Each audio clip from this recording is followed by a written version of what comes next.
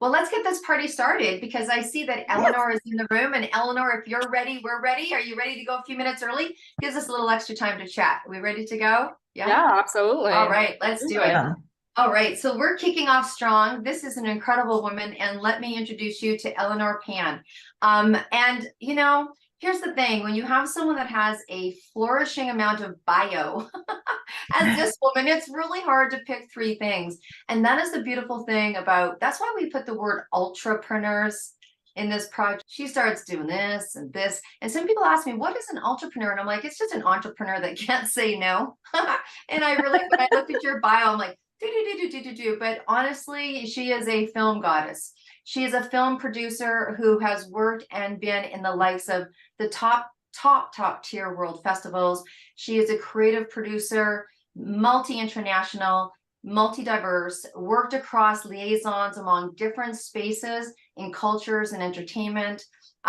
Incredible art. Make sure you talk about your art today.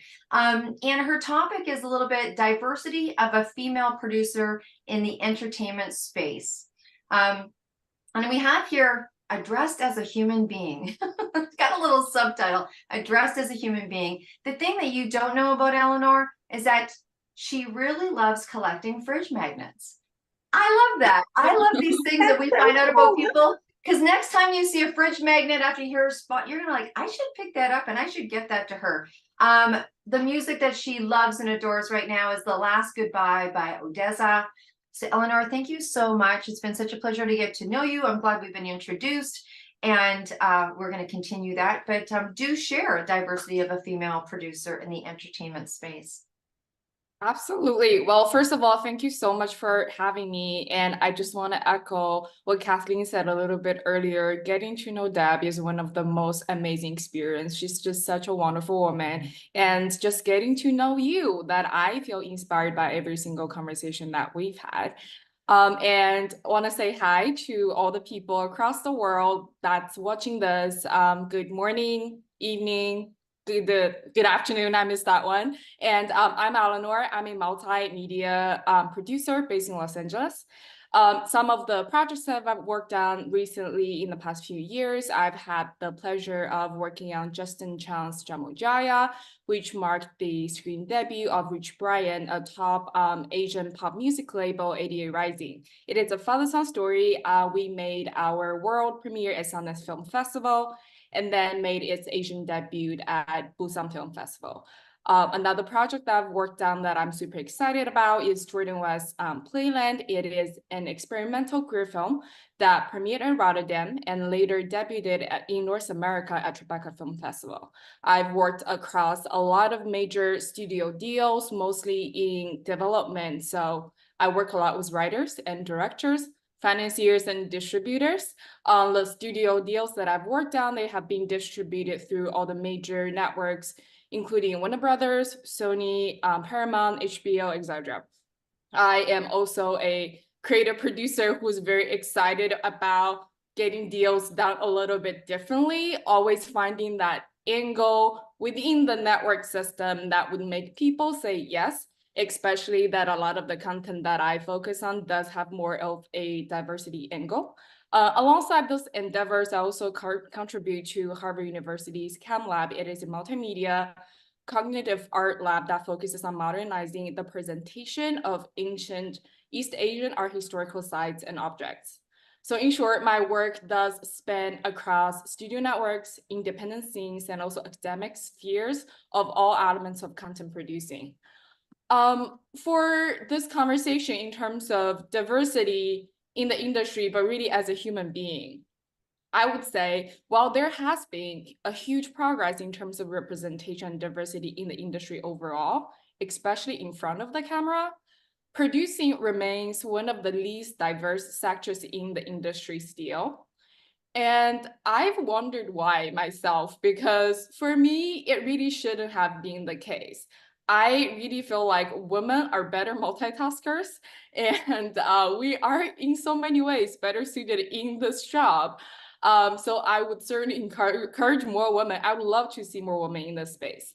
While I'm not entirely sure why it hasn't, one thing I do know is as an Asian female producer, a question that I do encounter a lot is, how did you break into the industry? How did you become a producer? To me, that question is a little bit interesting because it almost implies a certain degree of surprise, or it implies a degree of extra difficulty about me specifically being in that space. And sometimes I cannot help but wonder, would I get asked the same question if, let's say, I was a Caucasian male? Like, how did you come up?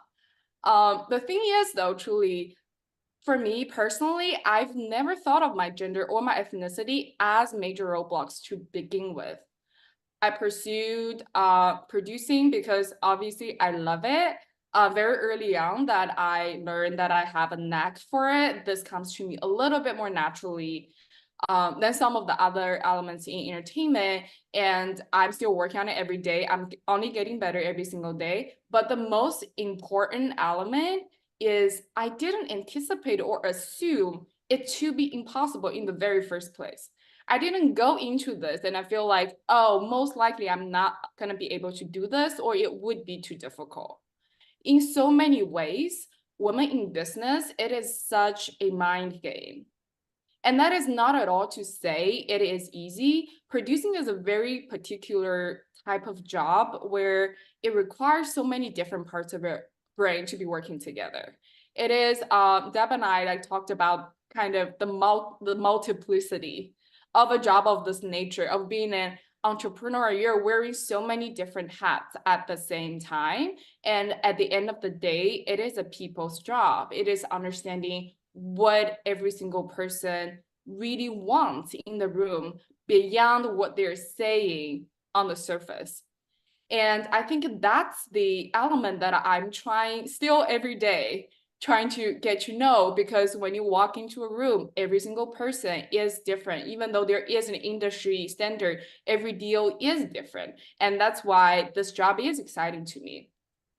However, I personally don't believe my journey has been inherently more challenging than all the other people who are getting into the space just because of my gender or my ethnicity. So when it does come to when it comes to the conversation of empowering women, I would say mindset is the most important element. What if instead of asking how could we start asking why couldn't we? A lot of the times, I find fear to be the biggest factor that holds a woman back in business. I feel like a lot of the times it just leads us to anticipate obstacles or problems before we even actually encounter them. However, when you really think about it, the work itself is impartial to gender or to ethnicity. Like, for example, in my day-to-day work, as a producer, I need to deal with a lot of legal contracts and a lot of paperwork. When I get handed a contract, the contract doesn't know if I'm a woman or a man, doesn't know what's the color of my skin. And it just requires me being able to understand what is in the deal and to put in my point of view. And that's the key thing, that when I walk into a job, I don't feel like I am doing this differently than anyone else who is trying to do the exact same job. I don't put myself in a inferior or a more vulnerable or a lesser of a place of stance than anyone else. And I do believe competence really is what matters the most at the end of the day. And we do live in, or at least I advocate for, a space of meritocracy. I would say I'm very careful when I use the word equality. I personally prefer to use the word professional equity when I talk about my workspace, because like for me, I'm not too proud to admit when I do lack the knowledge, or when I feel like I am falling short, or there is something that I don't understand, and just to ask questions. But I came from the live action, the narrative space. And if I am in a room of, let's say, animators or gamers, and there are things that I wouldn't understand, and I don't feel like it is disrespectful in any way when I am treated on a equal level as a person, but professionally as someone who's less knowledgeable about the space because they just genuinely don't. On the flip side of this, I do demand, not just hope for, I do demand and expect the amount of respect and the amount of listening and understanding coming from my coworkers when I do know what I'm talking about. And when I do know that I have done my homework and I'm coming into this, have a point of view to present. So that's why a lot of the times for me, it is equity. It is taking equity in what I do know and do not know. And to also not take things personally as I'm moving along those kind of spaces. And I would say a key thing that I kind of want to wrap my little talk on and just to share with everyone, there's a key word that I live by, which really encapsulates my approach to life. It is a Japanese term called ikigai. It means the reason to live. Oh, I see some nodding here, so I feel like it is a word that a lot of people know. I love it, especially for women. I guess there is a French equivalent. It's called like raison d'être, but I love the Japanese version better. It's cuter, it sounds better. But for those people who don't know that word, in Japanese, it kind of means the reason to live or the purpose of life. In short, it is promoting the idea that the purpose of your life, it should be at the intersection of what you love, what you excel at, what the world needs, and what you can be paid for. So in short, it is kind of a balancing between your passion, your mission, your profession, and your vocation. And still, it is my everyday work. I don't think I've nailed it. It's kind of an ongoing thing. Sometimes I'm feeling like, oh, I'm leaning more towards the things that I feel more passionate about. I need more motivation. And on another day, oh, I really need to get the bills paid. And we live in a world where all of those things need to exist at the same time. But I love that in the single word, it kind of really talk about this equilibrium. And especially as a woman, we do have a lot more on our plate as we're moving through the professional spaces, and to be able to not only compartmentalize and to know that the separation, the absolute separation doesn't really exist. It is really about finding that possibility where all the things you care about can live in the same space within your life. And I'm incredibly blessed to be making a living from doing something that I love. And it is not easy every day, but it does make my life easier just to know that I wake up every day feeling excited about the people that I'm about to meet and the work that I will be rendering. So that's the things I want to share to start with. And thank you so much, Deb, for having me, and hope everybody walk away from this learning one more Japanese word. That was awesome. Everybody do some love, some Zoom love, some hearts, some up. But one of the things that stuck out for me was that first of all, I love professional equity. I think that we should all be hashtagging and tagging her in, and all that professional equity. I think is really, it's wonderful, and it's actually one of the wonderful things that I love about, many of the sectors out there, like direct sales is like that. And the goal, and isn't it refreshing to hear where you are? Because you happen to be on my screen right beside a woman named Kathy Bushnell, who was the first woman duo to break in the music industry in the UK. Now, she's probably had a few more birthday candles on her cake.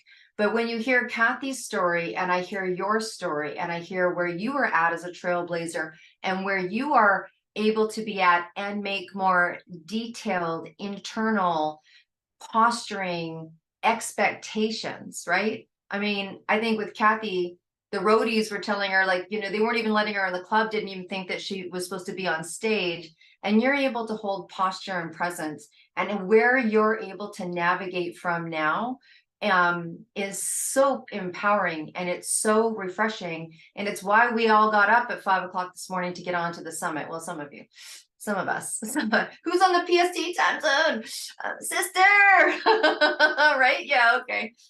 So I found that really empowering and refreshing, and yet still, I love how if you don't know, you still feel confident in your not knowingness and your expectations in the realism of that. I just refreshing. Kathleen, I'm going to pass that over to you. Oh my, I want to like sit down with Elenore and talk like all day. That boom, as somebody who spent all those years in corporate America fighting to get in, I guess, and watching other women just walk away and not want to put up the fight. And then the entitlement that we're all experiencing, I am going to hang on, repeat, and share with the world your professional equity. And I wrote that as, owning what I know and what I don't know.